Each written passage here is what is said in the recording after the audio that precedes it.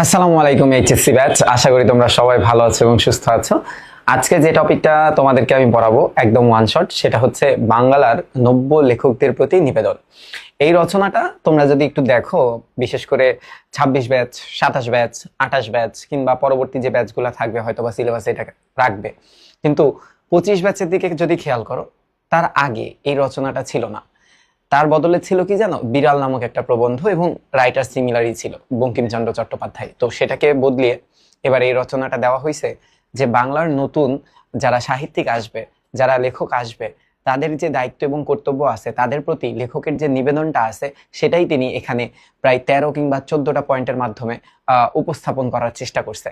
তো যেহেতু এটা one shot class, in depth পড়ার কিছু নাই, একাডেমিকে কবি পরিচিতিতে প্রত্যেকটা উপন্যাসের ক্যারেক্টার সম্পর্কেও আলোচনা করা হয়েছিল, বাট এখন করতেছি না। ক্লাসটাকে আমি চেষ্টা করব 1 ঘন্টা 10 মিনিটের ভিতরে তোমাদের এমসিকিউ প্রায় 50টার অধিক, মূল রচনা লাইন বাই লাইন ব্যাখ্যা, সাথে সিকিউ, এটা আমি ওয়ান শট আকারে যাতে দিতে পারি। তো চলো আর দেরি না করে শুরু করে দেই বাংলার নব্য লেখক দিগের প্রতি নিবেদন।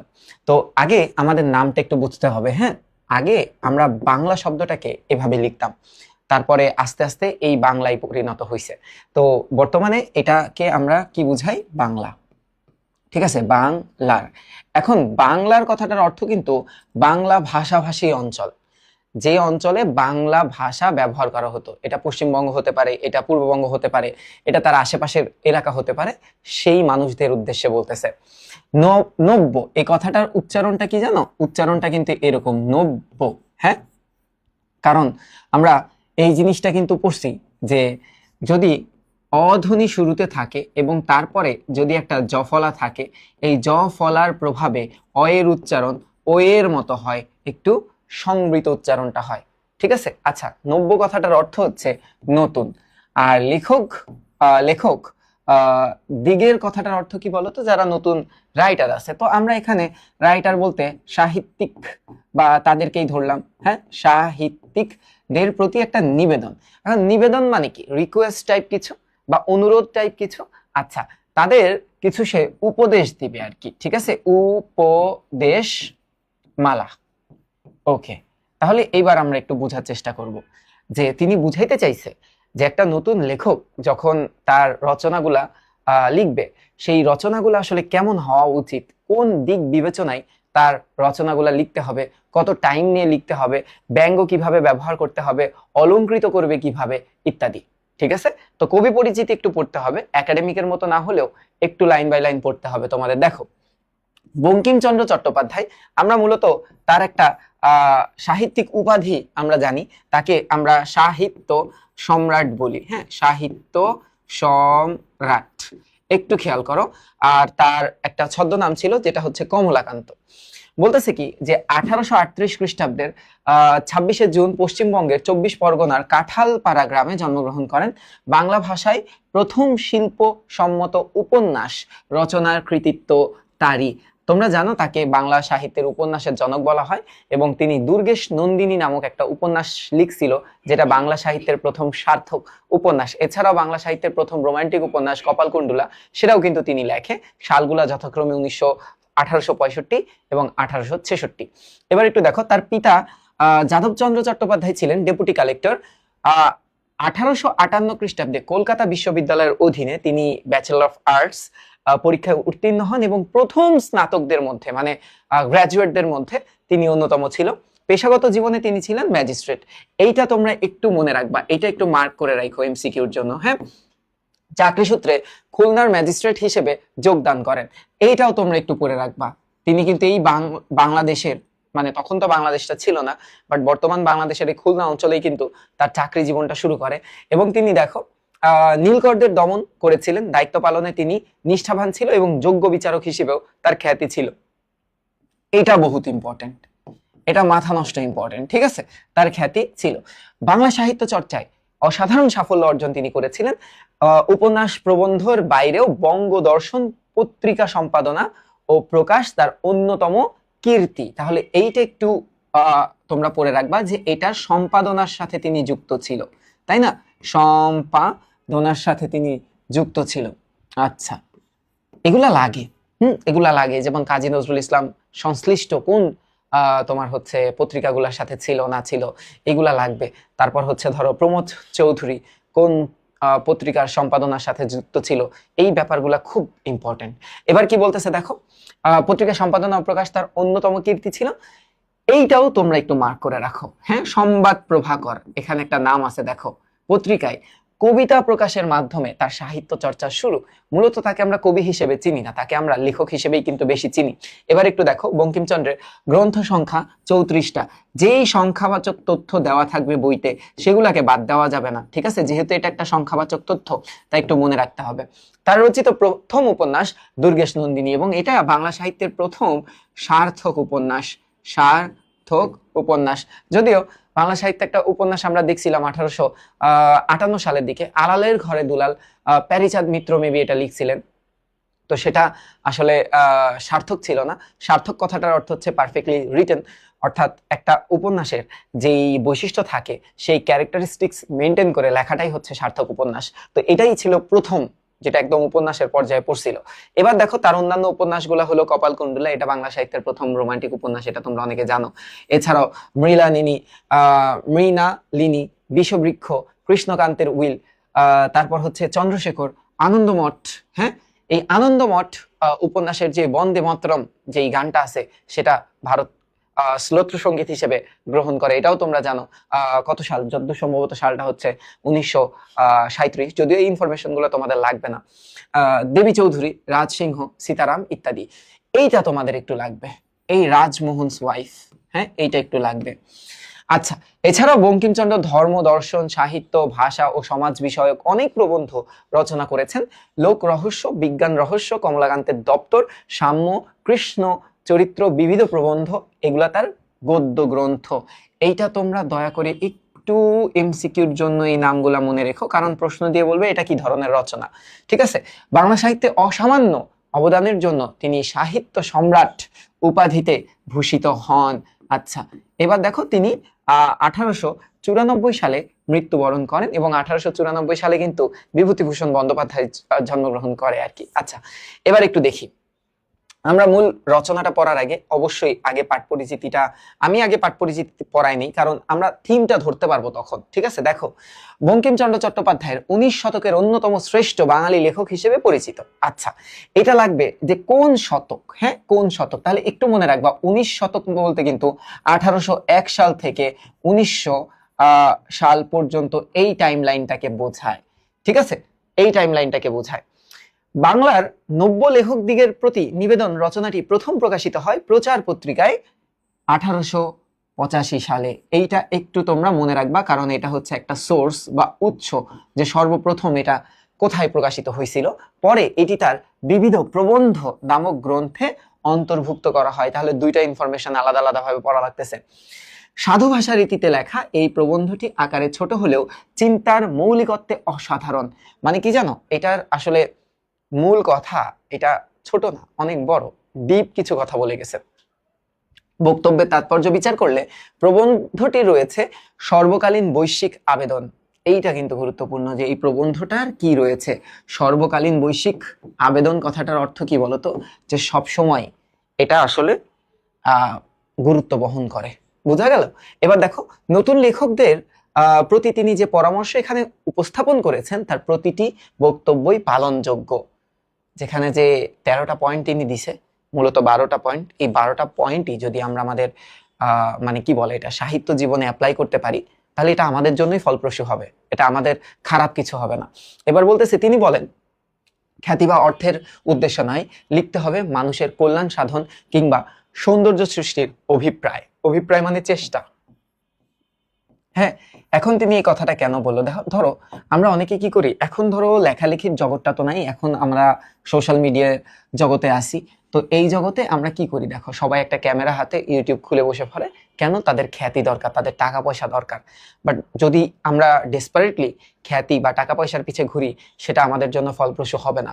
আমাদের কি করতে হবে? আমাদের ভালো কন্টেন্ট বানাতে হবে। মানুষ যখন দেখা শুরু করবে, মানুষ যখন সেটা কনজিউম শুরু করবে, খ্যাতি কিংবা টাকা পয়সা অটোমেটিকলি আসা শুরু করবে। বুঝতে পারছো? এবার কি বলতেছে দেখো, বঙ্কিমচন্দ্রের মতে অসত্য নীতি, নৈতিকতা বিরোধী কিংবা পরনিন্দার উদ্দেশ্য প্রণীত স্বার্থতাড়িত লেখা পরিহার করা বাঞ্ছনীয়। মানে কোন লেখাগুলো আমি বাদ দিব? বলতেছে যেটা নীতি নৈতিকতা বিরোধী, মানে ধর্ম বিরোধী, যেটা পরনিন্দার উদ্দেশ্য প্রণোদিত, অর্থাৎ মানুষকে নিন্দা করার উদ্দেশ্যে, মানুষকে ডিফেম করার উদ্দেশ্যে যেগুলো লেখা হয়, অথবা স্বার্থতাড়িত লেখা, যেটা তুমি শুধু তোমার স্বার্থ উদ্ধার করবা লিখে, এগুলা বাদ দিতে হবে। কারণ লেখালেখির মূল উদ্দেশ্য হচ্ছে মানব কল্যাণ সাধন করা। এবার কি বলতেছে দেখো, তিনি বলতে চান নতুন লেখকরা কিছু লিখে তাৎক্ষণিক না ছাপিয়ে কিছুদিন অপেক্ষা করে বারবার পাঠ ও সংশোধন করলে লেখাটা সমৃদ্ধ হয়ে উঠবে। মানে এটা বলতে পারো যে ত্রুটিহীন হয়ে উঠবে। ঠিক আছে? আচ্ছা, এখন ব্যাপারটা, তোমরা পথের পাঁচালীর নাম কি শুনছো? সবাই শুনছি। পথের পাঁচালী, ধরো একটা উদাহরণ আমি দেই, এই উদাহরণটা পরেও আনবো। পথের পাঁচালী, হ্যাঁ, বিভূতিভূষণ বন্দ্যোপাধ্যায়ের কালজয়ী একটা উপন্যাস, যে উপন্যাসের দুইটা ক্যারেক্টার আজও আমাদের মুখে মুখে ঘুরে, অপু এবং দুর্গা, বিশেষ করে দুর্গা ক্যারেক্টারটা, তাই না? আচ্ছা, এই উপন্যাসের দিকে যদি তোমরা তাকাও, এটা বই আকারে পাবলিশ হয় 1928 কিংবা 29 সালের দিকে, বাট তিনি এটা লেখা শুরু করে 1925 সালের দিকে। তার মানে দেখে এত সময় ধরে তিনি লিখছে, তিনি কি বারবার পড়েনি? ইভেন আমরা এটাও জানতে পারি যে প্রথমে এই দুর্গা নামক ক্যারেক্টারটাই ছিল না এই উপন্যাসে। পরবর্তীতে তিনি একটা গ্রামে ঘুরতে যেয়ে এরকম একটা চঞ্চল বাচ্চা একটা মেয়েকে দেখে অনুপ্রাণিত হয়ে তার ক্যারেক্টারটা কিন্তু স্থাপন করে। তাহলে দেখো আজ সেই দুর্গা ক্যারেক্টারটা কত বিখ্যাত। ঠিক আছে? তো হুট করে লিখে হুট করে ছাপায় দেওয়া, এটা সাময়িক সাহিত্যের মধ্যে পড়ে, এটা মূল সাহিত্যের মধ্যে পড়ে না। তারপর কি বলতেছে দেখো, বলতেছে যার যা বিষয়ে অধিকার নেই সে বিষয়ে লেখার চেষ্টা যেমন অনুচিত, তেমনি লেখায় বিদ্যা জাহির করার প্রবণতাও তিনি নিন্দনীয় বলে মনে করেছেন। আচ্ছা, বিদ্যা জাহির করার প্রবণতাকে লেখক কি হিসেবে ধরছে? নিন্দনীয় হিসেবে ধরছে। এটা কিন্তু একটা গুরুত্বপূর্ণ এমসিকিউ, আমরা খুঁজে পাবো না বইতে ভিতরে। দুইটা কথা নিয়ে এখানে বলছে যে যেই বিষয়ে তোমার হস্তক্ষেপ করার অধিকার নেই, অর্থাৎ তুমি ধরো তুমি লেখো কি নিয়ে? তুমি লেখো প্রকৃতি নিয়ে। তুমি যদি রাজনীতি নিয়ে লেখা শুরু করো, তোমার কিন্তু জ্ঞানের দীনতা আছে ওই বিষয়ে, তুমি কিন্তু খুব কম জানো এই বিষয়ে। তো যার যে বিষয়ে হস্তক্ষেপ করার অধিকার নেই সে সেই বিষয়ে লিখবে না, এটা তার মত। এবং বলছে যে জ্ঞান দান করার চেষ্টা করবা না, কারণ এটা পাঠ্য বই না, এটা সাহিত্য। এবার কি বলতেছে, পাশাপাশি তিনি অনুকরণ বৃত্তিকে দূষণীয় বলেছে। কোন জিনিসটাকে সে দূষণীয় বলছে, কোন জিনিসটাকে সে নিন্দনীয় বলছে, এগুলা কিন্তু লাগবে। অনুকরণ প্রবৃত্তি কথাটার অর্থ কি? আরেকজনকে ফলো করা, হুবহু কপি করা। কারণ আমরা জানি যে অনুকরণ করলে দোষগুলাও অনুকৃত হয়, মানে ওই লেখক যে ভুল করছে তুমিও তো সেই ভুলই করবা। এবার বলতেছে দেখো, অনাবশ্যক লেখায় সৌষ্ঠব্য বৃদ্ধি বা পরিহাস করার চেষ্টা করাও তার কাছে অগ্রহণযোগ্য নয়। মানে ইচ্ছা করে বারবার ব্যঙ্গ বা হাসানোর চেষ্টা করা, জোর করে জোরপূর্বক, এগুলা বাদ দিতে বলছে। তিনি বলছে সকল অলংকার, অলংকার জিনিসটা কি? অর্নামেন্টেশন মানে কি? লেখার ভিতরে অলংকারটা কাজ করে কিভাবে? কিছু কিছু শব্দ লেখার সৌন্দর্য বৃদ্ধি করে দেয়। অ্যাজ ইউজুয়াল শব্দ না লিখে আমরা এমন কিছু শব্দ ব্যবহার করি যে শব্দগুলো আমাদের লেখার কিংবা ভাবটাকে অলংকৃত করে। তো বলছে যে সকল অলংকারের শ্রেষ্ঠ অলংকারটা হচ্ছে সরলতা। সরলতা মানে কি? যে সিম্পলিসিটি। তুমি সিম্পলি যদি তোমার পাঠককে বুঝাইতে পারো, এর থেকে বেস্ট আর কিছু হয় না। এবার বলছে সর্বোপরি তিনি বস্তুনিষ্ঠার ওপর গুরুত্ব আরোপ করেছে। বস্তুনিষ্ঠা মানে কি জানো? আবেগকে দূরে রেখে মূল জিনিসে প্রায়োরিটি দেওয়া, আবেগকে দূরে রাখা, অর্থাৎ বাস্তবিক হয়ে লেখা। ঠিক আছে? এবার বলতেছে কি দেখো, এভাবে এই ছোট লেখাটিতে তিনি লেখকের আদর্শ কি হওয়া উচিত বা অত্যাবশ্যকীয় শব্দ প্রয়োগে উপস্থাপন করেছে। নবীন অর্থাৎ নতুন, হ্যাঁ, নতুন লেখকরা বঙ্কিমচন্দ্রের পরামর্শ অনুসরণ করলে লেখক ও পাঠক উভয়ই নিশ্চিতভাবে উপকৃত হবেন। আমাদের মননশীল ও সৃজনশীল জগৎ হবে সমৃদ্ধ থেকে সমৃদ্ধতর। সিম্পল। তাহলে আমরা মূল রচনাতে এবার যাই। তাহলে আমরা বুঝতে পারছি তিনি আলটিমেটলি আমাদেরকে একটা সাজেশন দিছে, আমরা যারা নতুন রাইটার হব তাদেরকে একটা সাজেশন দিছে। দেখি এবার তার সাজেশন গুলা খুব সুন্দর তিনি পয়েন্ট আকারে লিখে দিছে। ঠিক আছে, এটাতে আমাদের আরো সুবিধা হয়েছে। দেখো আমরা কি কি নিয়ে কাজ করতে পারি। তিনি বলছে যশ। যশ কথাটার অর্থ কি? যশ কথাটার অর্থ হচ্ছে খ্যাতি, বা ইংলিশে যেটা আমরা বলি ফেম। হ্যাঁ, বলছে যশের জন্য লিখবেন না, তাহলে যশ হবে না, কখনো ফেম আসবে না। কারণ আমি ডেসপারেট ওই জিনিসটার প্রতি। তো কোনো জিনিসের প্রতি ডেসপারেশনের থেকে যদি আমি করতে চাই, আমরা বেশি হিংস্র হয়ে যাব। সেই জিনিসটা না পেলে আমরা একটু মানে আমাদের মনক্ষুণ্ণ হতে পারে। তাই বলছে যশের জন্য লিখবেন না। সেক্ষেত্রে লেখা কিন্তু কখনো ভালো হবে না। লেখা ভালো হইলে যশ আপনা আপনি আসবে। অর্থাৎ আমাদের কোন জিনিসটাতে ফোকাস করতে হবে বলতো? আমাদের কন্টেন্টে ফোকাস করতে হবে। আমরা যদি কন্টেন্টটাতে, অর্থাৎ আমি যদি বিষয়বস্তু বা মূল ভাবটাতে আমি ফোকাস করি, তাহলে কিন্তু ফেম আপনা আপনি আসবে, যশ আপনা আপনি আসবে। এবার কি বলছে দেখো তো, টাকার জন্য লিখবেন না। তিনি একদম মানা করে দিছে যে মানুষ তোমাকে 200-400 টাকা বাড়ায় দিছে, তুমি তার উদ্দেশ্যে ভালো ভালো কথা লিখলা, এগুলো হবে না। বলতেছে টাকার জন্য লিখবেন না। ইউরোপে এখন অনেক লোক টাকার জন্য লেখে। তাহলে প্রশ্নটা আসবে যে কোথায় মানুষ এখন টাকার জন্য লেখে? তো বলতেছে আপনারা লিখেন না, ইউরোপে লেখুক, সমস্যা নাই। কেন? কারণ ওদের সাহিত্যের জগৎটা অনেক দিনের, অনেক সমৃদ্ধ। বাট আমরা দেখা গেছে এই রচনাটা যখন লেখা হয় 1850-60-এর দিকে, তো তোমরা দেখবা 1850-60-এর দিকে আমাদের সাহিত্যে ছোট গল্প ছিল না, আমাদের সাহিত্যে উপন্যাস ছিল না, আমাদের সাহিত্যে কেবল নাটক আসলো। আমরা শুধু কাব্য সাহিত্যে ছিলাম। তো আমরা একদম সাহিত্যে তখন নতুন এক হিসেবে, লেখাও ভালো হয় না, কিন্তু আমাদের এখনো সেদিন হয়নি। এখন অর্থের উদ্দেশ্যে লিখতে গেলে লোকরঞ্জন প্রবৃত্তি প্রবল হয়ে পড়বে। লোকরঞ্জন মানে কি জানো? একটা নির্দিষ্ট শ্রেণীকে, একটা, আমি আমার মতো করে বুঝাইতেছি, হ্যাঁ, একটা নির্দিষ্ট শ্রেণীকে খুশি করা, শ্রেণীকে খুশি করা হয়ে যাবে তখন, বুঝছো? খুশি করা মানে সার্বিকভাবে তুমি এই তোমার লেখাটা সর্বজনীন করতে পারবা না।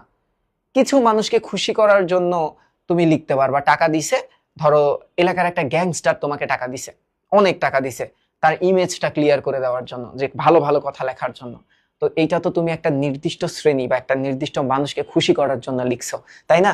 তো বলতেছে এখন আমাদিগকে দেশের সাধারণ পাঠকের রুচি ও শিক্ষা বিবেচনায় লোকরঞ্জন করিতে গেলে রচনা বিকৃত হয়ে যাবে এবং অনিষ্টকর হয়ে যাবে।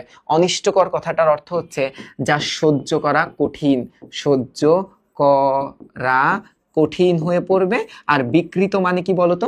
সেটা আগের অবস্থান থেকে অন্য একটা অবস্থানে রূপ নিবে। ঠিক আছে, এবার কি বলতেছে দেখো। এবার বলতেছে যদি মনে করো এমন বুঝতে পারেন লিখিয়া দেশের বা মানব জাতির কল্যাণ সাধন করতে পারেন, অথবা সৌন্দর্য সৃষ্টি বা বর্ধন করতে পারেন, তবে অবশ্যই লিখিবেন। এই প্রশ্নটা তোমাদের লাগবে। এই প্রশ্নটা আসবে এরকম যে লেখকের মতে, লেখকের মতে, হ্যাঁ, আমার সাথে সাথে একটু লিখে নিও, মতে কখন কখন লেখা উচিত, লেখা উচিত। এখন কখন লেখা উচিত কথাটার মানে কি জানো? মানে তুমি কখন ফিল করবা যে এখন তুমি ready to right something for the society. কখন মনে করবা যে তোমার লেখার মাধ্যমে কাউকে তুমি অনুপ্রাণিত করতে পারতেছো, তুমি একটা মঙ্গল করতে পারতেছো, বেটারমেন্ট নিয়ে লিখতে পারতেছো, তখন তুমি লেখা স্টার্ট করবা। এবার বলতেছে দেখো, যাহারা অন্য উদ্দেশ্য নিয়ে লেখে, মানে এই যে এই উদ্দেশ্যের বিপরীত উদ্দেশ্য নিয়ে যারা লেখে, তাহাদিগকে যাত্রাওয়ালা প্রভৃতি নিজ ব্যবসায়ীদের সাথে গণ্য করা যেতে পারে। আরে মানে যারা খারাপ উদ্দেশ্যে লেখে, তাই না? এই খারাপ উদ্দেশ্যটা কি একটু পরেই পাবো, খারাপ উদ্দেশ্য। এখন যাত্রাওয়ালা কাদের বলা হয় বলতো? যাত্রাওয়ালাতে কিন্তু অশালীন অশ্লীল কিছু প্রদর্শনী হয়, যেটা সমাজের নিচু শ্রেণীর কিছু মানুষদের পছন্দ হয়। বাট ম্যাস লেভেলে সোসাইটির কেউই এই যাত্রাওয়ালাদের পছন্দ করে না। তো যারা অন্য উদ্দেশ্য নিয়ে লেখে, তাদেরকে লেখক কাদের সাথে তুলনা করছে? যাত্রাওয়ালাদের সাথে তুলনা করছে, এটা মনে রেখো। এবার দেখো, এই যে যাহা অসত্য মানে মিথ্যা, যাহা ধর্ম বিরুদ্ধ অর্থাৎ নৈতিকতার বিরুদ্ধে, পরনিন্দা পরপীড়ন, পীড়ন মানে কষ্ট, অর্থাৎ যেটা লিখলে অন্য কষ্ট পাবে। এটা কেমন অন্য কষ্ট পাবে মানে কি ভাই? তুমি একটা নির্দিষ্ট গল্প লিখছো, যে গল্পটা একটা নির্দিষ্ট গোত্রকে আঘাত হানছে, তাদেরকে নিচু করে লিখছো। চিন্তা করো মুসলিমদের, চিন্তা করো হিন্দুদের তুমি নিচু করছো, চিন্তা করো বৌদ্ধ খ্রিস্টানদের তুমি নিচু করছো, জাস্ট অন্য একটা গোত্রকে খুশি করার জন্য আরেকটা গোত্রকে তুমি নিচু করছো। এটা হচ্ছে পরপীড়নের মধ্যে পড়বে। বা স্বার্থ সাধন যাহার উদ্দেশ্য সে সকল প্রবন্ধ কখনো হিতকর, হিতকর কথাটার অর্থ হচ্ছে উপকারী, হিতকর মানে কি উপকারী হইতে পারে না, সুতরাং তা একেবারেই পরিহার্য, অর্থাৎ সেটা একেবারেই বাদ দিতে হবে, বাদ দিতে হবে। সত্য ও ধর্মই সাহিত্যের উদ্দেশ্য। তাহলে এইটা তোমরা একটু এমসিকিউর জন্য লিখবা এবং এই পার্টটাই সিকিউতে আসবে, সিকিউর গতে দেখবা আসবে যে সত্য এবং সত্য ও ধর্মই হচ্ছে সাহিত্যের মূল উদ্দেশ্য, অন্য উদ্দেশ্য লেখনী ধারণ করা মহাপাপ। তাহলে কোন উদ্দেশ্যে লেখনী ধারণ করা মহাপাপ? এই যে এই লাইনটার দিকে তাকাও, এই যে অসত্য, ধর্ম বিরুদ্ধ, পরনিন্দা, পরপীড়ন, স্বার্থ সাধন, এই সকল উদ্দেশ্যে যদি কেউ লেখে সেটা সাহিত্যে মহাপাপ হিসেবে ধরা হবে। ঠিক আছে, এইটা লাগবে তোমাদের বহুপদী এমসিকিউর জন্য। হ্যাঁ, বহুপদী এমসিকিউর জন্য বলবে যে কোনগুলা, নিচের কোনগুলাকে লেখক লেখনীর মহাপাপ হিসেবে গণ্য করছে। এইবার দেখো এই পার্টটা খুবই সুন্দর, যাহা লিখিবেন তা হঠাৎ ছাপাইবেন না। হঠাৎ বলতে কি? মানে দ্রুত। হ্যাঁ, হঠাৎ বলতে কি? মানে দ্রুত ছাপাবেন না। কিছুকাল ফেলিয়া রাখিবেন, অর্থাৎ তুমি একটু ওয়েট করবা। কেন ওয়েট করবা? দেখো, কিছুকাল পরে তাহা সংশোধন করিবেন, মানে পড়ার পর তোমার কথাটা বলছে হচ্ছে তুমি একটু রিভিশন দিবা। হ্যাঁ, তুমি নিজেই রিভিশন দিবা, কারণ তুমি ধরো একটা ট্রেন্ড নিয়ে লিখছো, সেই ট্রেন্ডটা আগামী 2-3 দিন পর থাকবে কি, 10-15 দিন পর, মাস খানেক পর, বছর খানেক পর থাকবে কিনা, সেটা নিয়েও কিন্তু একটা প্রশ্ন থেকে যায়। সো একটু অপেক্ষা করো, একটু রিভিশন দাও, বারবার পড়ো। তারপর কি বলতেছে দেখো তো, তা হইলে দেখিবেন প্রবন্ধে অনেক দোষ আছে, হ্যাঁ, ভুল ত্রুটি আছে। কাব্য, নাটক, উপন্যাস 2-1 বছর ফেলিয়া রাখবেন। এটা এমসিকিউতে লাগবে যে কোন জিনিসটা 2-1 বছর ফেলে রাখবেন? কাব্য, নাটক কিংবা উপন্যাস রাখিয়া তারপর সংশোধন করলে বিশেষ উৎকর্ষ লাভ করিবেন। উৎকর্ষ মানে হচ্ছে এখানে ধরবা ফলাফল, যে তুমি যদি একটু অপেক্ষা করো, একটু সময় নিয়ে লেখো, বারবার পড়ো, ভুল ত্রুটি শুধরায় ফেলো, তবে তোমার একটু উপকার আসবে বা ফলাফল পাবে। যারা সাময়িক সাহিত্যের কাজে ব্রতী, ব্রতী মানে কি? ব্রতী মানে হচ্ছে মগ্ন বা নিযুক্ত। সাময়িক সাহিত্য মানে কি আসলে? যে এটা পত্রিকা ধরতে পারো, পত্রিকা এক প্রকার সাময়িক সাহিত্য। ঠিক আছে, ধরো ঈদ নিয়ে লিখতেছো, সাপোজ, হ্যাঁ, সাপোজ তুমি কি নিয়ে লিখতেছো, কোন টপিক নিয়ে লিখতেছো, ধরো ঈদ, হ্যাঁ, ঈদ উল ফিতর নিয়ে লিখতেছো, এটা তো সাময়িক সাহিত্য। সাময়িক সাহিত্য না, যে তুমি 6 মাস পর ঈদ, ধরো 1 মাস পর ঈদ, চিন্তা করো তুমি এখন ঈদ নিয়ে তুমি একটা সুন্দর তুমি একটা আর্টিকেল লিখলা, বুঝছো? এটা তো ঈদের পর আর কেউ পড়বে না, ঈদের সমসাময়িক সময়ে মানুষ পড়বে। ব্যাপারটা একটা এক্সাম্পল দিলাম আর কি। এবার দেখো, তাহাদের এই পক্ষে এই নিয়ম রক্ষা করা ঘটিয়ে উঠবে না। ঘটিয়ে উঠবে না মানে কি? তারা এই নিয়মটা রক্ষা করতে পারবে না। কেন পারবে না বুঝতে পারছো তো? যে ওর তো 6 দিন পর বা 1 মাস পর বা 6 মাস পরই ছাপাইতে হবে, ও তো অপেক্ষা করতে পারবে না। যত দ্রুত ছাপাতে পারবে তত ভালো। তো যারা সাময়িক সাহিত্যের কাজে ব্রতী, তাদের পক্ষে অনেকদিন ফেলে রাখার এই নিয়মটা খাটবে না। এজন্য সাময়িক সাহিত্য লেখকের জন্য অবনতিকর। যে একটা লেখকের ক্ষেত্রে সাময়িক সাহিত্যটা আসলে খুব একটা ভালো না বা উপকারী না। ঠিক আছে, মানে এরা হয় সাংবাদিক হবে, এরা হয় পত্রিকার রাইটার হবে, এরা হয়তো বা স্টাফ রাইটার হতে পারে। এরকম সাহিত্যে আসলে তাদের খুব একটা দেওয়ার কিছু থাকবে না যদি তারা সাহিত্যের নিয়ম মেনটেন না করে লেখে। এবার কি বলতেছে দেখো, যে বিষয় যাহার হস্তক্ষেপ অধিকার নাই, সে বিষয়ে তাহার হস্তক্ষেপ বা ইন্টারফেয়ার অকর্তব্য। এটি সোজা কথা, কিন্তু সাময়িক সাহিত্যে এই নিয়মটাও রক্ষিত হয় না। আচ্ছা, কেন? ধরো এখন চিন্তা করো, তুমি প্রকৃতি প্রেমী, হ্যাঁ, ধরো এটা আমি আমার মতো করে উদাহরণ দিচ্ছি, তুমি প্রকৃতি নিয়ে লেখো এবং প্রকৃতি সম্পর্কে তুমি অনেক কিছু জানো। হুট করে তুমি যখন ডাইভার্ট হয়ে তোমার কন্টেন্টটাকে রাজনীতি বা খেলাধুলায় নিয়ে যাবা, রাজনীতি বা খেলাধুলায় নিয়ে যাবা, তখন দেখবা আসলে ওই বিষয়টা বা ওই ফিল্ডটা তোমার না। ওখানে একটা ভাস্ট নলেজ প্রয়োজন হয়, যে নলেজটা হয়তো বা তোমার নাই। তুমি সাময়িক কিছু দিনের জন্য সেই নলেজটা অ্যাচিভ করছো এবং সাময়িক একটা টপিকে তুমি কিছু একটা লিখছো, সেটা আলাদা বিষয়, কিন্তু এটা করা উচিত না, এটা করা কর্তব্য না।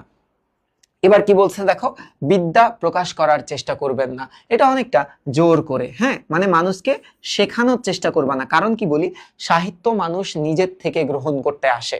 যেমন আমরা বই পড়া প্রবন্ধটা পড়ছি এসএসসি লেভেলে, প্রমোদ চৌধুরী যে জিনিসটা লিখছেন, হ্যাঁ, অথবা সাহিত্যে খেলা, এখানেও কিন্তু বলা আছে যে সাহিত্য এবং শিক্ষার ভিতরে একটা পার্থক্য আছে। শিক্ষা মানুষকে গেলানো হয়, বাট সাহিত্য মানুষ নিজের ইচ্ছায় গিলে, মানে বুঝছো, যে তারা নিজেরাই এটাকে গ্রাস বা গ্রহণ করে। তাই বিদ্যা প্রকাশের চেষ্টা করা উচিত না। বিদ্যা যদি থেকে থাকে, হ্যাঁ, তাহা আপনা আপনি প্রকাশ পাবে, যে এমনিতেই মানুষ শিখে ফেলবে। তোমার ওখানে যদি শিক্ষণীয় কিছু থাকে, বিদ্যা প্রকাশের চেষ্টা পাঠকের জন্য অতিশয় বিরক্তিকর, যে এটা আসলে কেন, আমার কি দরকার? হ্যাঁ, পাঠক বলবে কেন, আমি এখানে আসছি আমার মনের শান্তির জন্য, আমি এখানে এসেও শিক্ষা গ্রহণ করব, তাইলে তো হইল না। এটা রচনার পরিপাট্যের জন্য বিশেষ হানিজনক। পরিপাট্য মানে শৃঙ্খলা, হ্যাঁ, শৃঙ্খলা মানে লেখার তো একটা শৃঙ্খলা আছে, সেটার জন্য হানিজনক, বা এটাকে আমরা বলি ক্ষতিকর। হ্যাঁ, ক্ষতিকর, প্রচলিত বাংলা এটাকে ক্ষতিকর বলি। তাহলে এই এমসিকিউটা লাগবে। হ্যাঁ, কোনটা দূষণীয়, কোনটা নিন্দনীয় এবং কোনটা বিশেষ হানিকর, সেটা কি বিদ্যা প্রকাশের চেষ্টা। এখনকার প্রবন্ধে ইংরেজি, সংস্কৃত, ফরাসি, জার্মান কোটেশন বড় দেখতে পাই। আপনি যে ভাষা জানেন না, পরের গ্রন্থে সে সাহায্যে সে ভাষা হইতে কদাচ উদ্ধৃতি বা কখনো উদ্ধৃতি বা কোটেশন, হ্যাঁ, গ্রহণ করিবেন না। এই ব্যাপারটা কেমন আমি বলি। চিন্তা করো, আমরা কিছু কিছু কোটেশন দেখি না, কিছু কিছু প্রবাদও দেখি। প্রবাদগুলো আমাদের মনে হয় আসলে অ্যাকচুয়াল রাইটার তিনি যে উদ্দেশ্যে সেই প্রবাদটাকে ব্যবহার করছিল বা কোটেশনটাকে ব্যবহার করছিল, হয়তোবা সেই উদ্দেশ্য বা সেই প্লটটা আমরা আমাদের লেখায় পাবো না। তো তিনি বলছে দরকার কি, তুমি যে ভাষায় লিখতেছো তুমি সেই ভাষাটাই অ্যাপ্লাই করো, তুমি বিদেশি কথা, বিদেশি ভাষার কোটেশন এগুলো আনার চেষ্টা করো না। এটা লেখার জন্য একটা খারাপ দিক। বুঝা গেছে? এইবার একটু দেখো, এইবার কি বলতেছে, অলংকার প্রয়োগ বা রসিকতার জন্য চেষ্টিত হইবেন না। অলংকার মানে কি? অলংকার মানে লেখার সৌন্দর্য, মানে অতিরিক্ত সৌন্দর্য বৃদ্ধি করার চেষ্টা করবেন না। এই ব্যাপারটা কেমন হবে দেখো, কিছু কিছু ক্ষেত্রে আমরা মেকআপ দেখি না, আমি মেকআপ দিলে কিন্তু মেয়েদের অনেক সুন্দর লাগে, তারা এমনি সুন্দর, তাদের সৌন্দর্য আরো বৃদ্ধি পায়। এখন চিন্তা করো, মেকআপে যদি তোমার নলেজ না থাকে, তুমি তোমার মুখটারে এমন ফর্সা বানাও, গলাটারে বানায় রাখো কালো।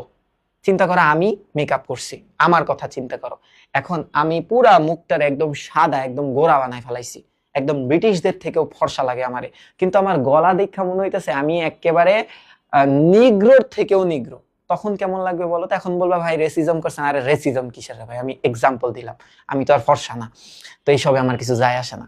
তো দেখো, কাউকে তো ছোটও করলাম না, তো কাহিনীটা হচ্ছে কেমন লাগবে বলো তো? তাহলে অতিরিক্ত অলংকৃত করার জন্য জিনিসটার সৌন্দর্য নষ্ট হয় না? তো সাহিত্যেও তো অলংকার আছে, যেটা দেখা যায় যে একটা লাইনটাকে আরো সুন্দর মতো পাঠকের কাছে বা আরো সুন্দর রসগ্রাহী করে তোলে, যে লাইনটা পড়তে আমাদের ভালো লাগে, একটু আমরা অবাকও হই, ওয়াও কি সুন্দর লাইন তিনি লিখছেন। তো এখানে কি বলছে দেখো, অলংকার প্রয়োগ বা রসিকতার জন্য চেষ্টিত হইবেন না। স্থানে স্থানে অলংকার বা ব্যঙ্গের প্রয়োজন হয়, ঠিক আছে, যে আমরা একটানা যখন আমরা পড়াগুলা পড়ি তখন দেখা যায় যে খুব বোর লাগে। তো ওই টাইমে যদি আমাদের হাসানোর কোনো এলিমেন্ট দেওয়া থাকে বা আমাদের যদি একটু রস দেওয়া থাকে, সাহিত্যের যেই রস, তখন আমাদের আবার গ্রহণ করতে খুব ভালো লাগে, মজা লাগে, তাই না? যেমন ধরো নুরুল হুদা ক্যারেক্টারটা তোমরা পড়ছো না, তোমরা কিন্তু ওই জায়গায় পড়ছো, মজা করছো, যে হঠাৎ করে যখন তোমার ইসাক মিয়া যখন তার গেটটা নক করলো রেইনকোট প্রবন্ধে, তখন তাকে জড়িয়ে ধরে তার চুমু খেতে মন চাচ্ছিল। দেখো, এই যে একটু ব্যঙ্গ, একটু মজা, আমাদের ভাল লাগছে না পড়তে? না, এই জিনিসটা তো অনেক মানে কেমন হয়ে যেত। এবার কি বলতেছে দেখো, লেখকের ভান্ডারে এ সামগ্রী থাকিলে প্রয়োজন মতো আপনা আপনি আসিয়া পৌঁছাবে। অর্থাৎ লেখক যদি এক্সপিরিয়েন্সড হয়, সে যদি বুঝে থাকে, তাহলে অটোমেটিক সে বুঝবে কোন জায়গায় ব্যঙ্গের প্রয়োজন আছে বা কোন জায়গায় অলংকারের প্রয়োজন আছে। ভান্ডারে না থাকিলে মাথা কুটিলেও আসিবে না। অর্থাৎ তার যদি ভান্ডারে না থাকে, এই এক্সপিরিয়েন্স যদি তার না থাকে, মাথা যদি ঠুকরায়, তারপরও কিন্তু ব্যঙ্গ বা অলংকারের এলিমেন্ট সে বের করে আনতে পারবে না। এবার বলতেছি দেখো, অসময় বা শূন্য ভান্ডারে অলংকার প্রয়োগ বা রসিকতার চেষ্টার মতো কদর্য আর কিছু নাই। তার মানে সাহিত্যে কদর্য জিনিসটা কোনটা বা খারাপ জিনিসটা কোনটা, বাজে জিনিস কোনটা? যে অসময়ে বা শূন্য ভান্ডারে অলংকার প্রয়োগ বা রসিকতার চেষ্টা করা হচ্ছে খুবই কদর্য একটা জিনিস।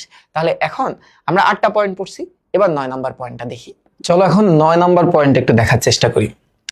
9 নম্বর পয়েন্টটা 8 নম্বর পয়েন্টেরই বলতে পারো যে একটা ব্রাঞ্চ। কিভাবে?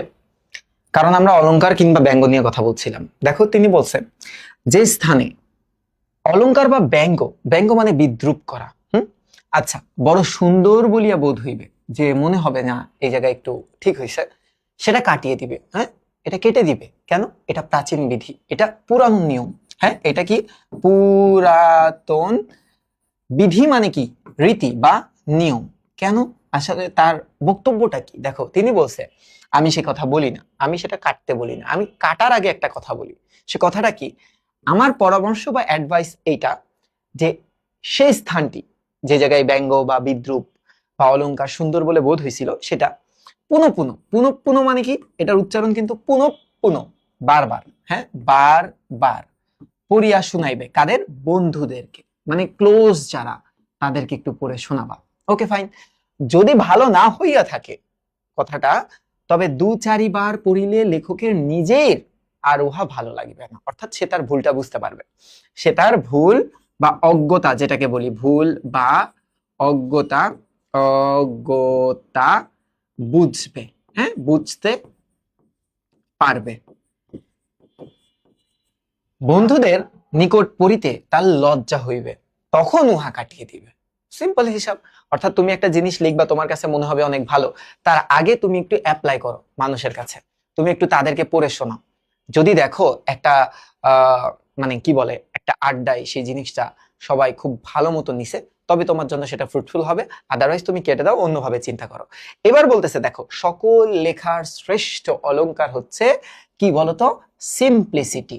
সিম্পলিসিটি অর্থাৎ একজন পারফেক্ট রাইটার তিনি, যিনি সহজ ভাষায় পাঠককে তার মনের কথা বোঝাতে পারে, যিনি সোজা কথায় আপনার মনের ভাব, আপনার মানে কিন্তু নিজের, হ্যাঁ নিজের মনের ভাব সহজে পাঠককে বুঝাইতে পারে, তিনি শ্রেষ্ঠ লেখক। এখন এইটা তোমাদের কতে আসবে, হ্যাঁ ক বা এসকিউতে আসবে, বা শর্ট কোয়েশ্চেন বা অনুধাবন যেটা বলি, যে শ্রেষ্ঠ লেখক কাদেরকে বলা হয়। কেননা লেখার উদ্দেশ্য পাঠককে বোঝানো।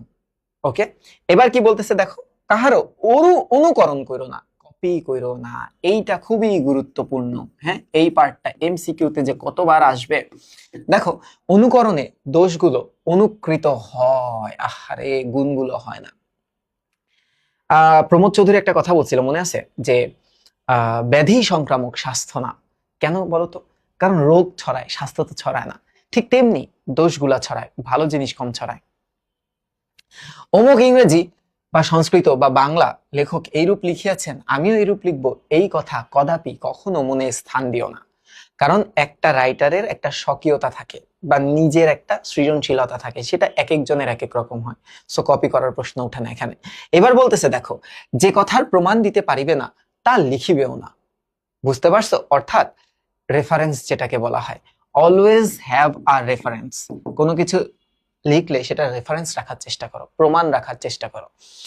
এই প্রমাণগুলো সংযুক্ত করা সকল সময় প্রয়োজন হয় না, কিন্তু হাতে থাকা চাই। কেউ যদি ক্লেম করে তুমি এই ডেটা কই থেকে পাইছো, তুমি এটা কোন গোত্রের থেকে দেখছো, তুমি এটা কোন সমাজে পাইছো, তুমি এটার একটা রেকর্ড রাখো।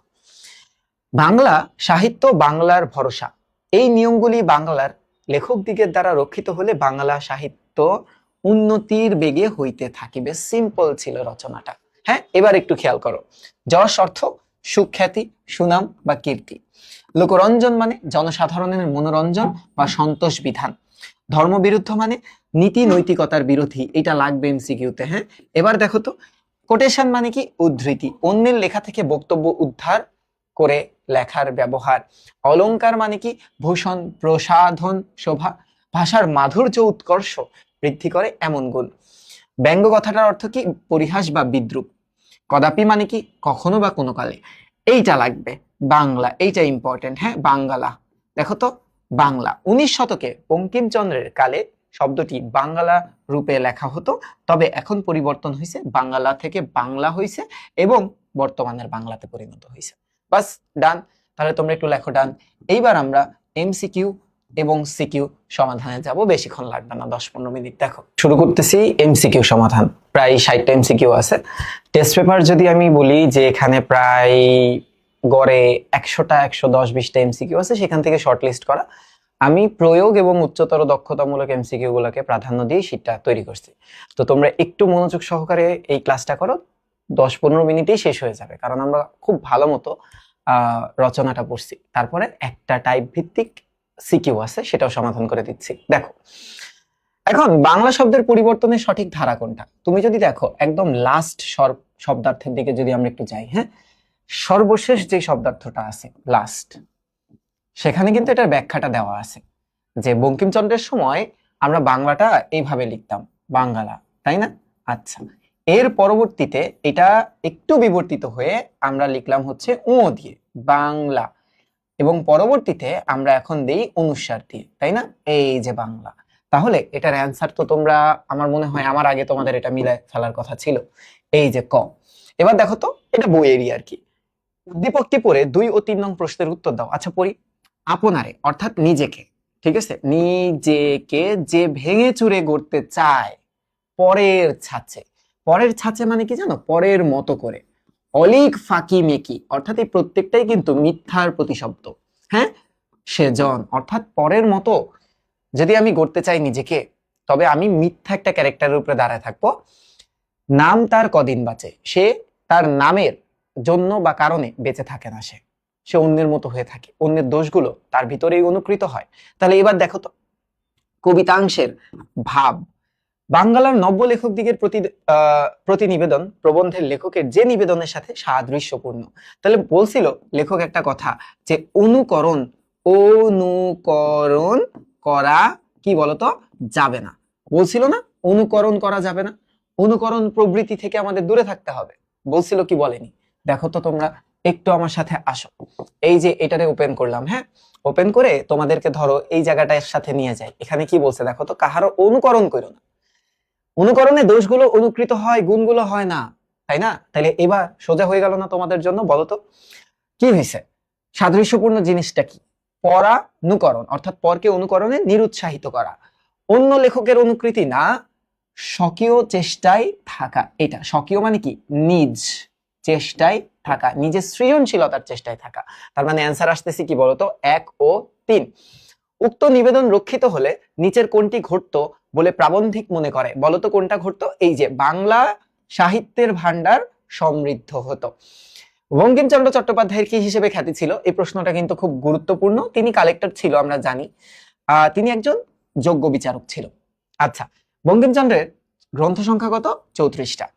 বঙ্কিমচন্দ্র রচিত উপন্যাসটির নাম কি? দেখো, সুলতানাস ড্রিম, এটা কিন্তু আমার জানা মতে বেগম রোকেয়া সাখাওয়াত হোসেনের। হ্যাঁ, রোকেয়া সাখাওয়াত হোসেনের। আচ্ছা, কনকোয়েস্ট অফ হ্যাপিনেস এবং সিভিলাইজেশন, যদ্দূর সম্ভবত, আমি যদি ভুল করি আমাকে সঠিক করে দিও, বার্ট্রান্ড রাসেলের লেখা, বাট এটার অনুবাদক হচ্ছে সভ্যতা এবং সুখ। এই 2টা প্রবন্ধ লিখছেন হচ্ছে মোতাহের হোসেন চৌধুরী। জীবন ও বৃক্ষ যিনি রচনা করেন, সেখানে তুমি একটু কবি পরিচিতি বা লেখক পরিচিতিটা পড়লেই পাবা। তাহলে এখানে আমি দিলাম যে এটার অনুবাদক মোতাহের হোসেন চৌধুরী, মোতাহের হোসেন। হ্যাঁ, আর ইংলিশটা হচ্ছে বার্ট্রান্ড রাসেল। তাহলে এটা আমি লিখলাম অনুবাদক, অনুবাদক। ওকে, আর এটা হচ্ছে অ্যান্সার। তার প্রথম যে উপন্যাসটা সেটা হচ্ছে রাজমোহনস ওয়াইফ। প্রবন্ধ অনুসারে কোথায় অনেক টাকা লিখে টাকা পাওয়া যায়? ইউরোপে। অর্থের উদ্দেশ্যে লিখতে গেলে আমাদের কোন প্রবৃত্তি প্রবল হয়ে পড়ে? সেটা হচ্ছে লোকরঞ্জন প্রবৃত্তি। একদম বইয়ের সাথে কানেক্ট থেকে থেকে এমসিকিউ করতে হবে, বুঝছো? আদারওয়াইজ কিন্তু হয় না, গাইড পড়লে হয় না। আমি বারবার বলি গাইড পড়ো না, গাইড পড়ো না। দেখো এখানে কি বলছে যে অর্থের উদ্দেশ্যে যদি আমি লিখতে যাই তাহলে আমার লেখাটা কেমন হয়ে যায় একটু খেয়াল করো তো। ধরো এই দেখো, অর্থের উদ্দেশ্যে লিখতে গেলে লোকরঞ্জন প্রবৃত্তি প্রবল হইয়া পড়ে, পাইছি? হ্যাঁ, তো এমসিকিউ গাইড থেকে পড়ো, যেখান থেকেই পড়ো, উত্তর বই থেকে খুঁজে নিবা। বঙ্কিমচন্দ্রের মতে সাহিত্য রচনার উদ্দেশ্য কোনটা? এই যে মানব কল্যাণ। কোথায় আছে বলতো? এই যে দেখো, মানব জাতির কিছু মঙ্গল সাধন করিতে পারলে অথবা সৌন্দর্য সৃষ্টি করতে পারলে অবশ্যই আপনারা লিখবেন। ক্লিয়ার? আচ্ছা, ডান। এবার একটু দেখো, বাঁধন নিজের প্রতিপত্তি বাড়ানোর জন্য স্থানীয় দুর্নীতিবাজ নেতার পক্ষাবলম্বন করে প্রবন্ধ লিখলো। বাংলার নব্য লেখক দিগের প্রতি নিবেদন অনুসারে সে কোন শ্রেণীর সমতুল্য? যাত্রাওয়ালা সমতুল্য। সুতরাং তাহা একেবারেই পরিহার্য। যে কোনটা পরিহার্য বলতো? যে একেবারেই পরিহার্য কথাটা বলে দিল লেখক। এই দেখো, মানব কল্যাণ ব্যতীত অন্য কোনো উদ্দেশ্যে যদি আমরা সাহিত্য রচনা করি, এটা কোথায় আছে একটু দেখো তো। সুতরাং তাহা একেবারেই পরিহার্য। কোনগুলা? এই যে মানব কল্যাণ ব্যতীত এতগুলা, যেটা বললাম বহুপদীর জন্য গুরুত্বপূর্ণ বলছিলাম। আচ্ছা, এবার কি বলছে দেখো, রুমকি লেখা শেষ হওয়ার সঙ্গে সঙ্গে পরীক্ষার খাতা জমা দেয় না, হাতে অন্তত 5 মিনিট সময় রেখে লেখা শেষ করে এবং পুরো খাতা একবার চোখ বুলিয়ে সবকিছু ঠিকঠাক আছে কিনা সেটা দেখে। বাংলার নব্য লেখক দিগের প্রতি নিবেদন রচনায় কোন উক্তিটি অনুচ্ছেদের ক্ষেত্রে প্রযোজ্য? মনে আছে? হঠাৎ কোনো লেখা ছাপাইবেন না। হ্যাঁ, তাহলে কোনটা? যাহা লিখিবেন তাহা হঠাৎ ছাপাইবেন না। এবার বলছে প্রিয়ন্তী উড়োজাহাজ তৈরির সরঞ্জাম প্রস্তুত করা শুরু করে, প্রায় 3 বছর পর সে গবেষণায় সফল হয় এবং একটি চালকবিহীন ছোট উড়োজাহাজ ওড়াতে সক্ষম হয়। প্রিয়ন্তী বাংলার নব্য লেখক দিগের প্রতি নিবেদন রচনার কোন চরিত্রের বিপরীত? এটা একটা ভালো কোয়েশ্চেন করছে, তাই না? বলতো কোন চরিত্রের সে বিপরীত? হ্যাঁ, দেখো বলছে প্রিয়ন্তী উড়োজাহাজ তৈরির সরঞ্জাম প্রস্তুতকারক এর সাথে জড়িত। তারপর বলছে প্রায় 3 বছর পর সে গবেষণায় সফল হয়। এটি চালকবিহীন ছোট উড়োজাহাজ। দেখো 3 বছর পর, তার মানে কার বিপরীত? বিপরীতটা হচ্ছে সাময়িক সাহিত্যের। কেন? কারণ তারা হঠাৎ ছাপায়, তাই না? হঠাৎ ছাপায়। কিন্তু আমরা দেখি সাহিত্যে কিন্তু হঠাৎ ছাপানোর কথা লেখক মানা করছে। লেখক বলছে সময় নিতে। হ্যাঁ, সময় নিতে বলছে। তাহলে দেখো বিভিন্ন উপলক্ষে আকাশকে অল্প সময়ে প্রবন্ধ লিখে পত্রিকা অফিসে ছাপাতে হয়। সময় স্বল্পতার কারণে সে নিজের লেখাটি 2-1বারের বেশি পড়ে দেখতে পারে না। বঙ্কিমচন্দ্রের মতে আকাশের লেখা প্রবন্ধগুলাকে কি বলা যায়? সাময়িক সাহিত্য বলা যায়। এবার দেখো তো রচনায় অলংকার বা ব্যঙ্গ প্রয়োগের পরিমিতি নির্ভর করে কিসের উপরে? লেখকের মুনশিয়ানার উপরে। মুনশিয়ানা কথাটার অর্থ হচ্ছে দক্ষতা। হ্যাঁ, এটার উপরে। প্রকাশকের চাহিদা তো হবে না, বিদ্যা প্রকাশের দক্ষতা হবে না, পাঠকের বোধগম্যতার উপরেও হবে না। এবার দেখো তো পত্রিকায় একটি লেখা পড়ে সোভান সাহেব খুব বিরক্ত হলো। আচ্ছা, অপ্রয়োজনীয় নানা বিশেষণে তা ভরপুর। ফাইন। এবার বলছে কি, এছাড়াও তার মনে হলো কাতুকুতু দিয়ে জোর করে হাসানোর চেষ্টা করতে হইতেছে, মানে জোর করে এখানে ব্যঙ্গ প্রয়োগ করা হয়েছে। বাংলার নব্য লেখক দিগের প্রতি নিবেদন রচনা অনুসারে লেখাটিতে কোনটি লক্ষণীয়?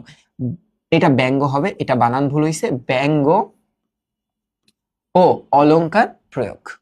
এবার বলছে কি দেখো তো, ব্যাধি সংক্রামক স্বাস্থ্য নহে। এটা কে? প্রমোদ চৌধুরী, তাই না? আমি ভুল করলে ঠিক করে দিও। প্রমোদ চৌধুরী। আমাদের বই পড়া প্রবন্ধে কিন্তু এটা ছিল, তাই না? বই পড়া প্রবন্ধটাই। তাহলে এখন কি বলছে? ব্যাধি সংক্রামক স্বাস্থ্য না। এই যে অনুকরণে দোষগুলো অনুকৃত হয়, গুণগুলো না। আচ্ছা, সাহিত্যে অনুকরণের ফলে কি হয়? দোষগুলো অনুকৃত হয়, গুণগুলো অনুকৃত হয় না। কারেক্ট। সাহিত্যের প্রসার না, সাহিত্যের প্রসার ঘটে না, মোটেও প্রসার ঘটে না। 1 ও 2। মামুন একটি প্রবন্ধ রচনার পরদিনই পত্রিকায় ছাপাতে চাইলে প্রকাশক বললেন আরো কয়দিন রেখে প্রবন্ধটি অনেকবার পড়ো, এরপর নিয়ে এসো। প্রকাশকের পরামর্শ মানলে মামুন যেভাবে উপকৃত হবে, তুলনামূলক বেশি সম্মানই পাবে। নো, ভুল ত্রুটি শুধরে নেওয়ার সুযোগ পাবে। কারেক্ট। প্রবন্ধটির মান বৃদ্ধি পাবে। কারেক্ট। এখন অ্যাকচুয়ালি সে বেশি সম্মানীয় পেতে পারে, বাট এটা তো আমাদের রচনার সাথে মিলে না।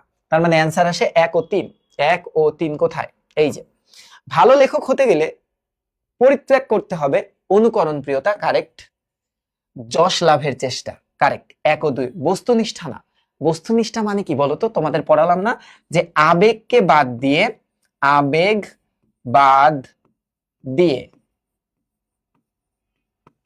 বাস্তবতার আঙ্গিকে লেখা, তাই না? আঙ্গিকে লেখা। ক্লিয়ার? এবার কি বলছে দেখো, বাংলার নব্য লেখক দিগের প্রতি নিবেদন রচনায় নিহিত রয়েছে মাতৃভাষার প্রতি অনুরাগ। হ্যাঁ, অনুরাগ মানে কি? টান, যে আমরা আমাদের নিজের সাহিত্যে নিজেদের ভাষায় লিখব। আদর্শ লেখক হওয়ার অনুপ্রেরণা, এটা সত্য। সৃজনশীল ও মননশীল সমৃদ্ধি, এটা কারেক্ট। এটা তোমরা পাঠ পরিচিতির লাস্ট লাইন পড়লেই পেয়ে যাচ্ছ। কারেক্ট। বাংলার নব্য লেখক দিগের প্রতি নিবেদন রচনায় লেখকের কামনা বাংলা সাহিত্যের উন্নতি, সৃজনশীল উৎকর্ষ, লেখক হিসেবে যশ প্রাপ্তি। হ্যাঁ, এটা কি কারেক্ট? লেখক হিসেবে যশ প্রাপ্তি। একটু ঠান্ডা মাথায় চিন্তা করতে হবে তোমাদের। হ্যাঁ, ভুল কিন্তু অ্যান্সার করা যাবে না। লেখক হিসেবে যশ প্রাপ্তির কথা তো সে বলেই নাই। সেই কথাটা বলছিল যে ভালো লিখলে, হ্যাঁ, ভালো লিখলে কি আসবে বলতো? যশ আসবেই। সো এটা ইররিলেভেন্ট কথা। এই জায়গায়, এই কোয়েশ্চেনের আঙ্গিকে, তাহলে এটা হইতেছে না। অ্যান্সার হচ্ছে 1 ও 2। আশা করি ক্লিয়ার। এবার কি বলছে দেখো তো, শাওন লেখালেখি করে অনেক খ্যাতিমান ও ধনী হতে চায়। এ কারণে প্রায়ই সে সমাজের প্রভাবশালীদের তোষামত করে। তোষামত মানে কি জানো? খোঁচা দেয়। খোঁচা দিয়ে প্রবন্ধ রচনা করে। বাংলার নব্য লেখক দিগের প্রতি নিবেদন রচনা অনুসারে শাওনের বৈশিষ্ট্যে কোন জিনিসটা পাওয়া যায়? এই অনুকার প্রিয়তা তো নাই, অনুকরণ। অলংকারের ব্যাপারও নাই। বিদ্যা প্রকাশের চেষ্টাও যদি না থাকে, অ্যান্সার হইতেছে লোকরঞ্জন প্রবৃত্তি। এবার দেখো তো শাওনের প্রতি বঙ্কিমচন্দ্র চট্টোপাধ্যায়ের পরামর্শ হলো, টাকার জন্য লিখবেন না, যশের জন্য লিখবেন না, বিদ্যা প্রকাশের চেষ্টা করবেন না। অ্যান্সার কি হবে? এই জায়গায় তো বিদ্যার কথাটা আসেই না। এইটা তো ইররিলিভেন্ট, এটা তো আসেনি উদ্দীপকে, তাই না? আসেনি। যদি এইটা না হয়, 2 নাম্বারটা যদি না হয়, তাহলে 1 ও 3, 1 ও 3 কে আছে, এই যে 1 ও 3। এবার দেখো তো, মাত্র 21 বছর বয়সে মৃত্যুবরণ করলেও সুকান্ত ভট্টাচার্যের লেখনী বিশেষ আলোড়ন তুলতে সক্ষম হয়েছিল। তিনি তার কবিতায় ধনিক শ্রেণীর অন্যায়, শোষণ ও বঞ্চনার বিরুদ্ধে প্রতিবাদ লক্ষ্য করা যায়। সুকান্তর লেখাকে কি বলা যায়? এই যে মানব কল্যাণ, কারণ সে পরপীড়ন, পরনিন্দা এগুলার বিরুদ্ধে লিখছে। হ্যাঁ, এবার দেখো তো সুকান্ত ভট্টাচার্যকে সার্থক লেখক বলা যায় কেন? এইটা একটু চিন্তা ভাবনা করে দেখো তো। সত্য ও ধর্মের সহায়ক বিধায়, হ্যাঁ। তারপরে আরেকটা অপশন দিছে, সাহিত্যের উদ্দেশ্য সাধন করায়, মানুষের কথা বলে তাই। অ্যাকচুয়ালি মানুষের কথা বলে। এখন মানুষ বলতে কিন্তু মানব কল্যাণ, ঠিক আছে? মানব কল্যাণ, এটা তো হবেই। এবার একটু দেখো, এটাও কারেক্ট, এটাও কারেক্ট। তার মানে অ্যান্সার আসতেছে সবগুলা। সমাজপতিদের কাছে খ্যাতির লাভের বাসনায় রোমান তাদের প্রশংসা করে প্রবন্ধ রচনা করে, তাদের অন্যায় দুর্নীতি আড়াল করার সর্বোচ্চ চেষ্টা করে। এখন তার সাথে তুলনাটা কার? যাত্রাওয়ালার। এরূপ তুলনার কারণ ব্যক্তিগত স্বার্থে সাহিত্য রচনা করা, মানুষের অনিষ্ট সাধনে সাহিত্য রচনা করা, সাহিত্যের মূল অংশ থেকে বিচ্যুতি লাভ। এ দেখো এটা কারেক্ট, এ দেখো এটা কারেক্ট। এখন সাহিত্যের যে মূল উদ্দেশ্য মানব কল্যাণ, সে কিন্তু করলো না, তার মানে এটাও কারেক্ট। অ্যান্সার আসতেছে সবগুলা। রোমানের প্রচেষ্টাকে আসলে কি বলা যায়? মহাপাপ বলা যায়, একেবারেই পরিহার্য বলা যায়। মানব হিতকর, হিতকর কথাটার অর্থ তো উপকার। সো উপকার তো সে করলো না, আলটিমেটলি মানুষের ক্ষতিই করলো। অ্যান্সার হচ্ছে 1 ও 3। ঈদ উপলক্ষে একটি প্রবন্ধ রচনার জন্য সালমান ঠিক করলো লেখাটি এবার ঈদে নয় বরং পরের ঈদে ছাপাবে। পত্রিকার প্রকাশক তাকে লেখাটি জমা দেওয়ার জন্য বারবার তাগাদা দিল। তাগাদা মানে কি? খোঁজ করা শুরু করলো, যে দেন দেন দেন দেন দেন দেন, প্রেসার ক্রিয়েট করা শুরু করলো। বাংলার নব্য লেখকদের প্রতি নিবেদন অনুসারে প্রকাশকের কথাটা মানলে লেখাটি কি হিসেবে গণ্য হবে? সাময়িক সাহিত্য হিসেবে গণ্য হবে। এবার কি বলছে? নিজের সিদ্ধান্তে অটুট বা অটল থাকলে সালমানের যে উপকার হবে সেটা লেখার ত্রুটি সংশোধনের সময় পাবে, লেখক হিসেবে উৎকর্ষ সাধিত হবে, অধিক সম্মানী। এটা তো ইররিলেভেন্ট এই জায়গায়। তার মানে অ্যান্সার কোনটা আসতেছে? অ্যান্সার আসতেছে 1 ও 2। প্রিয় এক সাহিত্যিকের রচনায় নানা বিদেশি শব্দের ব্যবহার দেখে কামাল নিজের লেখায় বিভিন্ন ভাষার উদ্ধৃতি মানে আনা শুরু করলো। ভালো কথা। বাংলার নব্য লেখক দিগের প্রতি নিবেদন, কামালের রচনা পাঠকের জন্য কেমন? এটা বিরক্তির কারণ, এটা বিরক্তির কারণ যে অন্যের ভাষার কি আনা, তোমার হচ্ছে কোটেশন আনা, এটা বিরক্তির কারণ। আচ্ছা, কামালের রচনা যেসব দোষে দুষ্ট হতে পারে, এক অনুকরণ প্রিয়তা, আরেকটা কি অলংকারের অপপ্রয়োগ এবং বিদ্যা প্রকাশের চেষ্টা। কোনটা হতে পারে একটু বলো তো? এখানে অলংকার বা ব্যঙ্গের কথা তো বলেনি, বলছে এটা বলেনি, বলছে কোনটা? অনুকরণ প্রিয়তা এবং বিদ্যা প্রকাশের চেষ্টা। তাহলে 1 ও 2 হচ্ছে কারেক্ট অ্যান্সার। ঠিক আছে, এবার একটু দেখো, পরের মুখে শেখা বলি পাখির মতো কেন বলিস, মানে কি? অনুকরণ, ও নু ক রন। ওকে, পরের ভঙ্গি নকল করে নটের মতো কেন চলিস, মানে একদম মেশিনের মতো চলে। ঠিক আছে, পরকে অনুকরণ করে।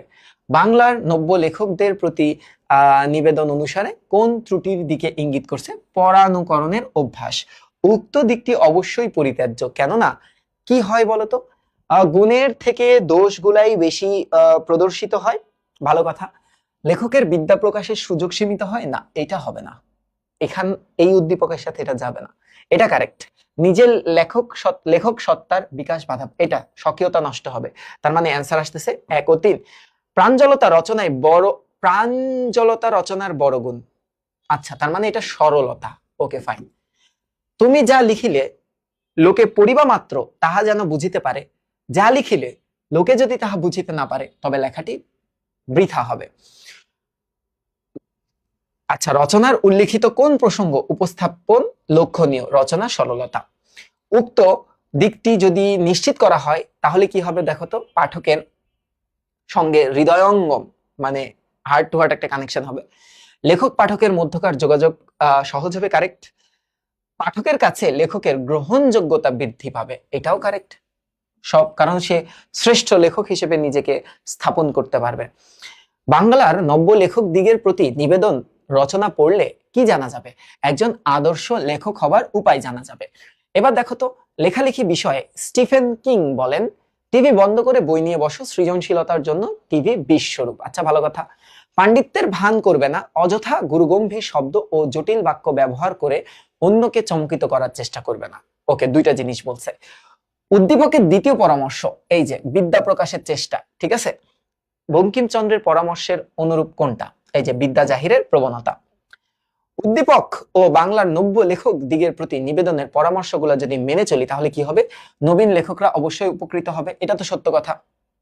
হ্যাঁ, তারপর কি? পাঠক সমাজ লাভবান হবে, সৃজনশীলতার চর্চা বৃদ্ধি পাবে। অ্যান্সার সবগুলা। এবার দেখো তো, বাংলার নব্য লেখক দিগের প্রতি নিবেদন রচনার ক্ষেত্রে কোনটি সহায়ক? এই যে মননশীলতা এবং সৃজনশীলতা চর্চা। বঙ্কিমচন্দ্র চট্টোপাধ্যায়ের মতে কোনটা দূষণীয়? এটা খুবই সুন্দর একটা প্রশ্ন করছে, এবং এই প্রশ্নটা যদি অ্যান্সার খুঁজতে চাও তোমাদের এই জায়গায় আসতে হবে, এই জায়গায় আসতে হবে। সরি সরি সরি, এই দেখো এই জায়গায়। এই যে দূষণীয় কোনটা দেখো তো, একটা হচ্ছে নিন্দনীয়, হ্যাঁ, আর আরেকটা ছিল হচ্ছে দূষণীয়, সেটা অনুকরণ প্রবৃত্তি। এই যে দূষণীয়, তার মানে অ্যান্সারটা কি দিতে পারবা? হ্যাঁ, অনুকরণের প্রবণতা। বাংলার নব্য লেখক দিগের প্রতি নিবেদন রচনার লক্ষণীয় বিষয় আসলে কোনটা? বিদেশি সাহিত্যের অনুকরণ, লোকরঞ্জন প্রবৃত্তি, দুর্বোধ্য শব্দের প্রয়োগ, না চিন্তার মৌলিকতা? বলতো এটার অ্যান্সার কি হবে? এটাও পাঠ পরিচিতিতে আছে। বের করবো পাঠ পরিচিতিটা? চলো তোমাদের পাঠ পরিচিতিটা বের করে দেখায়।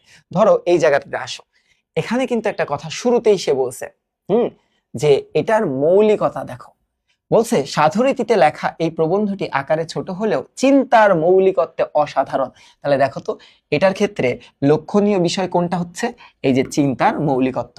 বাংলার নব্য লেখক দিগের প্রতি নিবেদন রচনায় বঙ্কিমচন্দ্র চট্টোপাধ্যায়ের কোন গ্রন্থের অন্তর্ভুক্ত? এই বিবিধ প্রবন্ধ গ্রন্থের অন্তর্ভুক্ত। বাট তোমাদের এতটুকু পড়া লাগবে যে এটা প্রচার পত্রিকায় 1885 সালে প্রকাশিত হয়, এটাও কিন্তু পড়ে রাখা লাগবে। হ্যাঁ, প্রচারে 1885 সাল। এবার দেখো, বাংলার নব্য লেখকদের প্রতি নিবেদন রচনাটি প্রথম কোন পত্রিকায় প্রকাশিত হয়? এটাই 1885 সালে। আচ্ছা, সবুজপত্র পত্রিকায় প্রকাশিত হয় হচ্ছে অপরিচিতা। কত সালে বলো তো? 1914 সালে। ওকে, এটা এখন লাগবে না। ধর্মবিরুদ্ধ মানে কি? নীতি নৈতিকতার বিরোধী। বঙ্কিমচন্দ্র চট্টোপাধ্যায় বাংলার ভরসা কোনটাকে বলছে? বাংলা সাহিত্য। সকল অলংকারের শ্রেষ্ঠ অলংকার সরলতা। বঙ্কিমচন্দ্র কারো লেখার অনুকরণ করতে নিষেধ করেছে কেন? কারণ অনুকরণের দোষগুলো অনুকৃত হয়।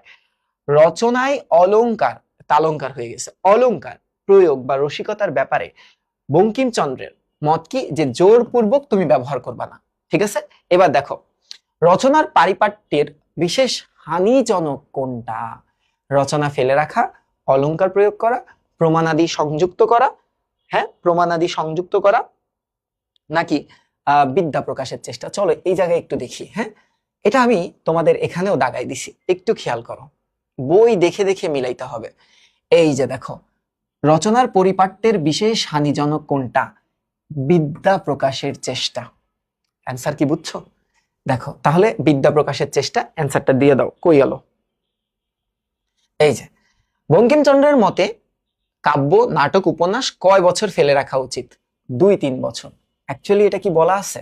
অবশ্যই আছে। লাস্টের লাইনটা দেখো, প্রথমটার লাস্ট, এই দেখো কত বছর? কাব্য, নাটক, উপন্যাস 2-1 বছর। তাহলে আমি মনে হয় ভুল দাগাইছি না? 2-1, আমি 3 দাগাইছি, সরি। 2-1, হ্যাঁ দেখছো, এভাবে মিলাই মিলাই পড়লে কিন্তু ভুলটা শুধরাইতে পারবা। বাংলার নব্য লেখক দিগের প্রতি নিবেদন কোন ব্যবসায়ীদের নিজ শ্রেণীর বলা হয়েছে? যাত্রা। তবে অবশ্যই লিখিবেন, কোন ক্ষেত্রে অবশ্যই লিখিবেন? যদি তুমি সত্য ও সুন্দর সৃষ্টি করতে পারো। আমাদের সাধারণ পাঠকের রুচি ও শিক্ষা বিবেচনা করলে লোকরঞ্জন কেমন হয়ে ওঠে? বিকৃত, অনিষ্টকর। আমাদের এখনো সেই দিন হয় নাই। টাকার বিনিময়ে সুসাহিত্য রচনা করা। বঙ্কিমচন্দ্র চট্টোপাধ্যায় কোন পত্রিকা প্রকাশের মাধ্যমে সাহিত্য শুরু করেন? কোনটা? বঙ্গদর্শন। হ্যাঁ, ও কবিতা সংবাদ প্রভাকর। আচ্ছা, এবার বলছে কর্তৃক প্রকাশিত পত্রিকার নাম ছিল বঙ্গদর্শন। বঙ্কিমচন্দ্র চট্টোপাধ্যায় পেশাগত জীবনে কি ছিলেন? তিনি একজন ম্যাজিস্ট্রেট ছিলেন এবং চাকরিটা শুরু করছিল বর্তমান বাংলাদেশের খুলনায়। লেখকের লোকরঞ্জন প্রবৃত্তি প্রবল হয়ে ওঠার কারণটা কি বলতো? অর্থলাভের আশায় পাঠকের রুচি বিবেচনায় আনলে, নাকি সৌন্দর্য সৃষ্টির উদ্দেশ্য থাকলে, এবং বিদ্যা প্রকাশের চেষ্টায়? এই যে লোকরঞ্জন প্রবৃত্তি লাইনটাতে যাবা, হ্যাঁ, লোকরঞ্জন প্রবৃত্তি লাইনটা কোনটা? এটা না? হ্যাঁ, অর্থের উদ্দেশ্যে লিখতে গেলে লোকরঞ্জন প্রবৃত্তি প্রবল হয়ে যাবে। তো আমাদের তো সেই সময়টা এখনো হয়নি, তার মানে অর্থ লাভের আশায়। এবার কি বলতেছে দেখো তো, ও ডান, ঠিক আছে, ডান ডান। এরপরে হচ্ছে 18 বছর বয়স। যাই হোক, এতটুকু বোঝা গেল এমসিকিউ। এবার একটা টাইপ ভিত্তিক সিকিউ তোমাদেরকে দেখাই। দেখো, 60টা এমসিকিউ করালাম, এবার সিকিউর দিকে একটু তাকাই। দেখো, বলছে বর্ষা একজন নবীন লেখিকা। আচ্ছা, নতুন একজন লেখিকা, ভালো কথা। সে তার তীক্ষ্ণ লেখনী পাঠকের সমাজের নানা অসঙ্গতি সম্পর্কে সচেতন করে তোলে। নিজের অপকর্ম ঢাকার জন্য এক দুর্নীতিবাজ প্রভাবশালী ব্যক্তি বর্ষার জনপ্রিয়তা ব্যবহার করতে চায়, যে তার ইমেজ ক্লিয়ার করার জন্য। ফাইন, এই ধরনের উদ্দীপকই তোমরা পাবা, দেখো, ইমেজ ক্লিয়ার করার জন্য।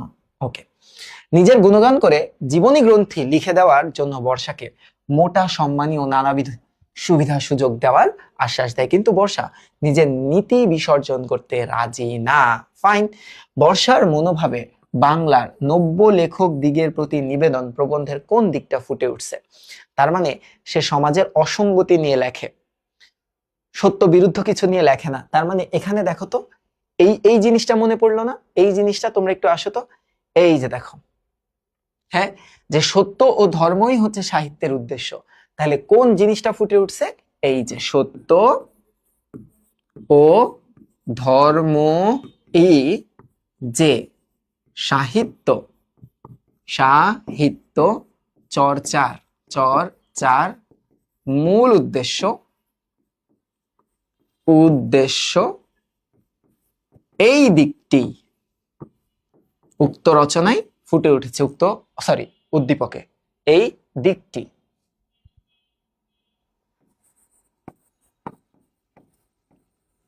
ফুটে উঠেছে। প্রবন্ধে ব্যাখ্যা তো দিতে পারবা, সৃজনশীল তো লিখে দেওয়াটা পসিবল না। প্রবন্ধে প্রকাশিত বঙ্কিমচন্দ্র চট্টোপাধ্যায়ের নিবেদন উদ্দীপকে বর্ষার ক্ষেত্রে সার্থক হয়েছে, মন্তব্যটি বিশ্লেষণ করো। প্রথমত, ইয়েস, সার্থকতা পেয়েছে। কারণ কি বলতো? কারণ সে মানব কল্যাণের উদ্দেশ্যেই লেখে, তাই না? কল্যাণের উদ্দেশ্যেই সাহিত্য রচনা করে গেছে বা করেন। সো এটাই প্রতিফলিত হয় আমাদের নব্য লেখক দিগের প্রতি নিবেদনে। কারেক্ট, ডান। সো আশা করি বাংলার নব্য লেখক দিগের প্রতি নিবেদন থেকে তোমাদের কোনো প্রশ্ন থাকবে না।